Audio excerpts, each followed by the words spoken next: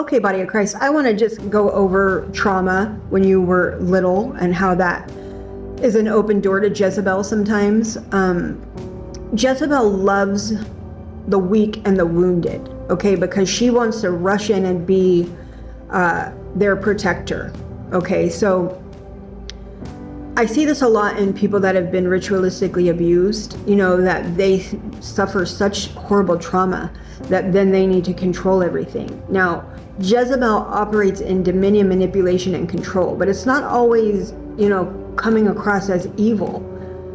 A lot of times it's coming across as it's their comfort zone and their protection to be operating in her tactics. It makes them feel safe, okay? But then they can never really reach their full potential. So that's really something that needs to be dealt with if you want to, go forward. If you're probably in stagnation, your destiny's probably tied up. You're probably kind of living in Groundhog's Day. You can't really get ahead, but she's kind of buried you from that age of trauma and set up her infrastructure at that point. And now you're really living in her place. You're living in her infrastructure, and that needs to be built down and destroyed, because I'll tell you what, God, Jesus, they will not compete with Jezebel. She is their enemy, okay? She is the enemy of God, the God of Isaac, Abraham, and Jacob, and Jesus. She is the enemy of that.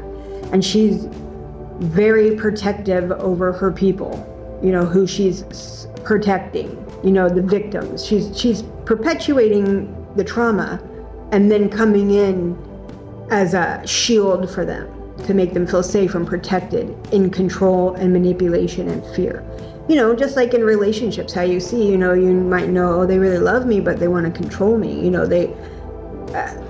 Their way of loving you is controlling you because it makes them feel safe, and that's really what ruins a lot of marriages, and that's Jezebel.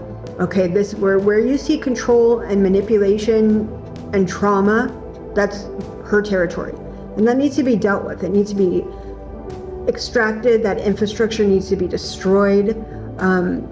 And if you're ready for that, I would suggest a one-on-one counseling session. You can message me, or I have a lot of ebooks in my Stan store. The link is in the bio. All right, I hope to hear from you soon.